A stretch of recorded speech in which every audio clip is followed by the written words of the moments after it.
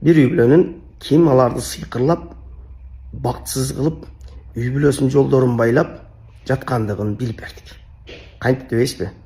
Үй бүлө келди, сен билет экенсиң, сен биздикин билип бер, биз бактсыз болуп атабыз, кыздарым турмушка чыкты, ажырашты, балдарым деле бактсыз, тапкан акчабызда береке жок, бизди бирөөлөр сыйкырлап атат деди.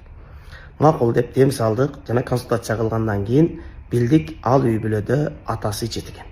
Жана ортончу баласы дагы нарак ичет экен.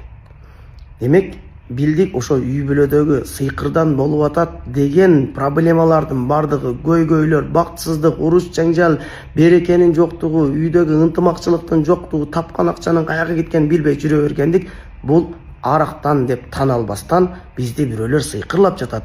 Бирөөгө барсак кара дуба бар деди деп мага да айтып келишти. Ал үй бүлөдө эч кандай кара дуба жок, эч кандай сыйкыр жок. Ал үй бүлөдө арам бар, арак бар. Ошонун аркасында бактсыздык, уруш жаңжал болот. Бул арактын дагы маселеси, арак бар жерде периште болбойт, периште жок жерде шайтан болот, шайтан бар жерде фасад болот, бузукулук болот, жокчулук болот, токчулук болбойт эч качан. Ал жерде ар дайым уруш жаңжал болот, оору көп болот, балдарда проблема, кыздарда проблема болот. Ошон үчүн мусулман бир туугандар ар бир нерсени сыйкыр жин, кара дуба дей бербестен, келиңиздер, өзүбүздүн дагы бир ката иштерибизди, күнөө иштерибизди токтотолу, Аллах Таала бизге ийгилик берет.